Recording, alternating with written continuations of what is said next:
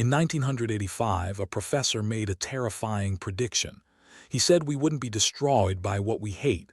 We'd be destroyed by what we love. Not by tyranny, not by censorship, not by a boot on the face, but by entertainment, by pleasure, by our own endless amusement. We are amusing ourselves to death. That was his warning.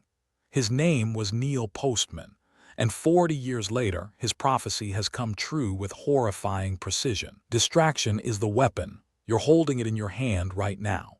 The average person checks their phone 150 times a day. We scroll through more information in a single morning than our grandparents encountered in a month. And yet somehow we feel more confused, more anxious, more empty than ever before. This isn't an accident. This is by design. And the architects of this distraction, they know exactly what they're doing.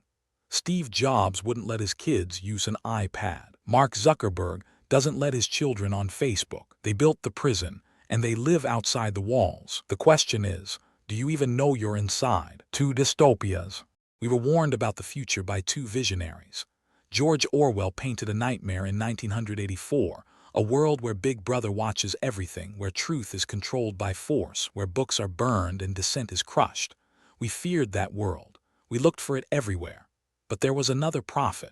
Aldous Huxley wrote Brave New World, a vision far more disturbing.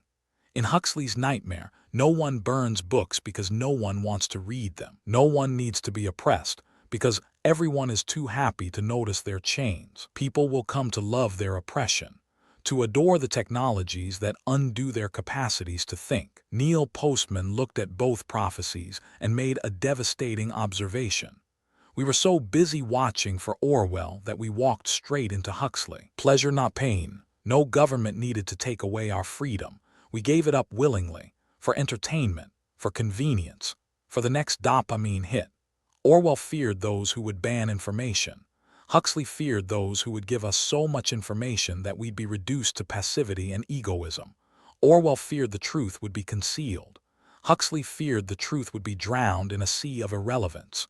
Which world do you recognize when you look around? The reading mind. There was a time when humanity thought differently. For 500 years after Gutenberg invented the printing press, we lived in what Postman called the age of typography. Reading was the primary way we received information, and reading changed us. Not just what we knew, but how we thought. Deeply. Think about what reading requires. It demands sustained attention. It requires you to follow an argument across hundreds of pages. It builds patience. It creates what we call linear thinking, the ability to understand cause and effect, to recognize logical fallacies, to hold complex ideas in your mind and examine them from every angle. The book trained the mind to think in sequences and propositions. When Abraham Lincoln and Stephen Douglas debated in 1858, they spoke for 7 hours. 7 hours of sustained argument, and thousands of ordinary citizens stood and listened. They followed every twist of logic. They could identify a weak argument instantly because they were readers. Their minds had been trained by books to think in depth. Now ask yourself, if Postman's wisdom about the reading mind is making you see your own habits differently. Hit like and subscribe to keep unlocking these forgotten truths, because what killed this capacity will shock you even more. Television poison. Then came the image, the photograph, the telegraph, the television, and everything changed. The age of typography ended. Television didn't just give us new content. It gave us a new way of thinking, or rather, a new way of not thinking. Postman called it the age of show business. On television, everything becomes entertainment, even the news, even politics, even education. The medium itself transforms whatever passes through it. Television is our culture's principal mode of knowing about itself. Consider what television does. It presents information in fragments. It moves constantly from image to image.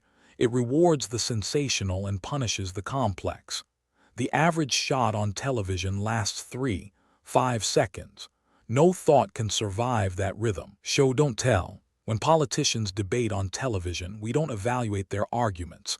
We evaluate their performance, their hair, their smile, their likability. The content becomes irrelevant. Nixon lost to Kennedy because he sweated on camera. That's the moment Postman knew we were in trouble. Television trained an entire generation to prefer images over ideas, feelings over facts, entertainment over truth.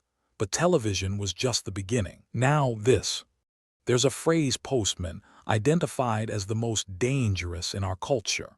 Two words that capture everything wrong with how we receive information. Now this.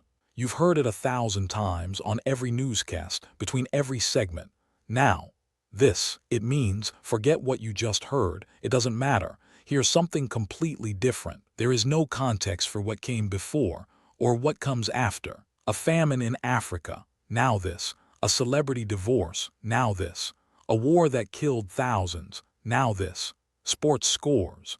The phrase is a command to discontinue attention, to reset emotional engagement, to treat all information as equally unimportant. Disconnect, erase, repeat. This fragmentation does something to us.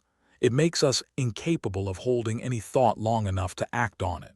We feel informed because we've seen so much, but we understand nothing because nothing connects. Americans are the best entertained and quite likely the least well-informed people in the Western world. We mistake the feeling of knowing for actual knowledge, and in that confusion we become powerless.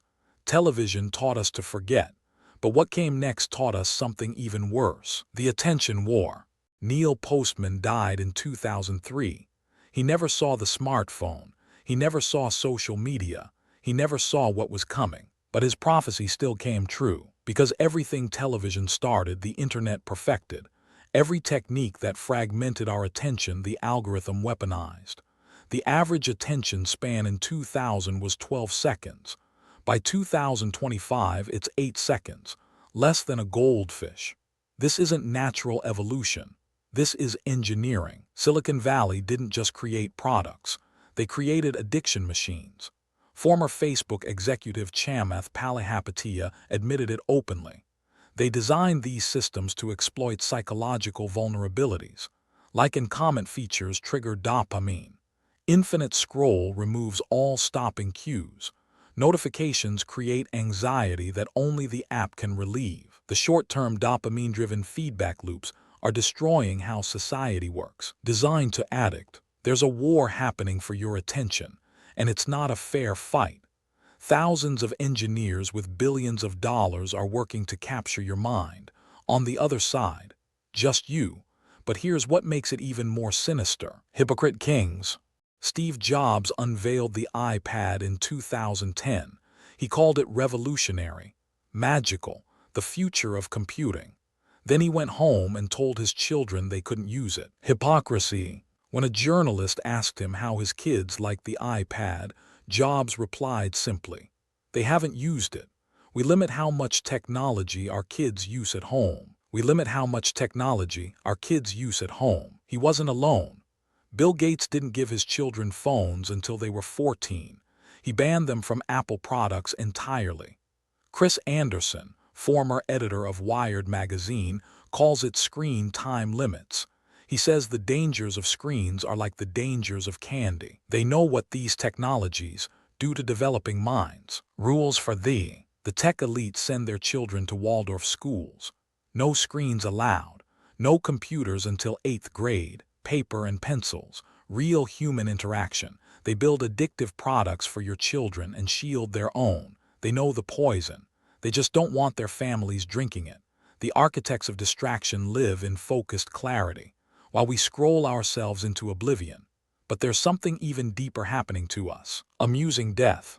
Postman's book wasn't called boring ourselves to death. It wasn't called terrorizing ourselves to death. It was called amusing ourselves to death. The weapon is pleasure itself. That's what makes it so insidious.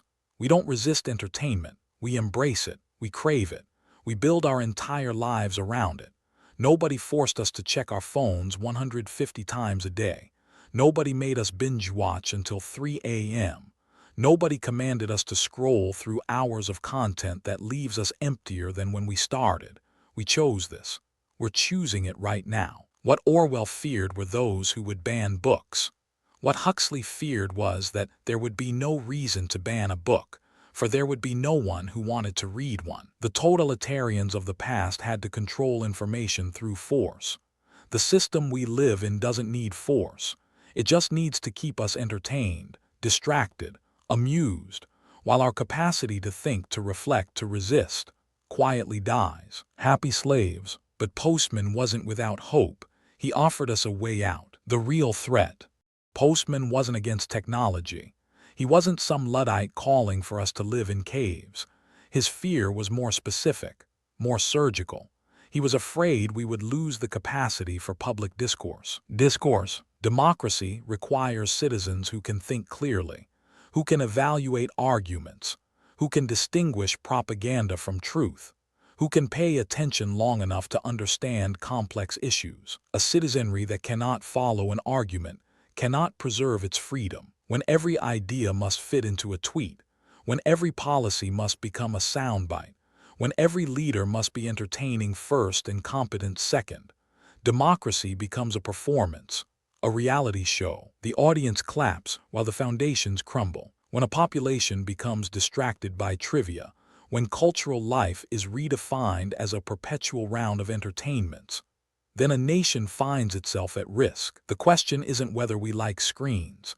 The question is whether a population trained by screens can govern itself, can recognize manipulation, can resist the entertaining lie over the boring truth. Postman believed we could, but only if we understood what was happening to us, only if we woke up. Reclaim depth. The reading mind isn't dead, it's dormant. Every capacity the screen has diminished can be rebuilt, but it requires intention, effort, a kind of rebellion. Rebel read. Start with books, real books, physical objects that demand your full attention, 30 minutes a day, then an hour. Feel the difficulty at first. That difficulty is your atrophied attention muscles reawakening. 1. Read physical books daily. 2. Delete apps that steal your time. 3. Create tech-free zones in your home. 4. Practice sustained attention. 5. Question every piece of information. Create environments where deep thinking is possible. A room without screens. A morning without notifications. An evening without the infinite scroll. The answer to distraction is not more distraction. Your attention is the most valuable thing you own. More valuable than your money. More valuable than your time. Because without attention, both money and time become meaningless. The tech companies know this.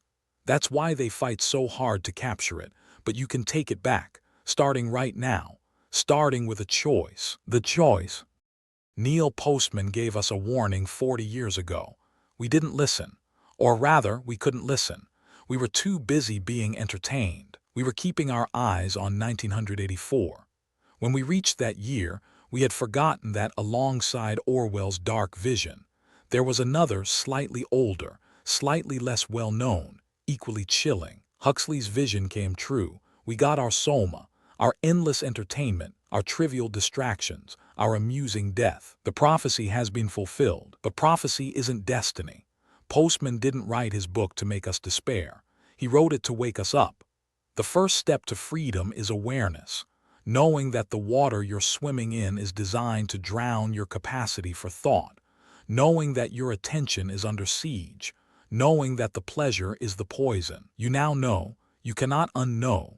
Every scroll from this moment forward is a choice. Every hour of entertainment is a choice. Every unread book is a choice. Choose wisely. The architects of distraction are watching. They're betting you'll go back to sleep. Prove them wrong. Neil Postman understood something we're only beginning to grasp. The most dangerous threats don't announce themselves with violence. They seduce us with pleasure. They entertain us into submission.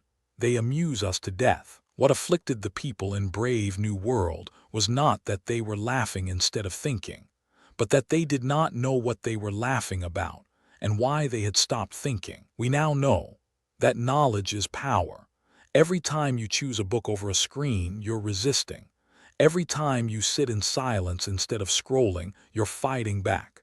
Every time you think deeply about something uncomfortable instead of clicking to the next dopamine hit, you're reclaiming your mind. Reclaim your mind. The war for your attention will continue. But now you fight as someone who understands the battlefield. If you made it this far, comment fully awake to prove you're no longer sleeping through the entertainment.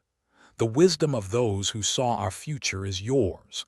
Use it to build a different one. If this opened your eyes, subscribe and share with someone still sleeping.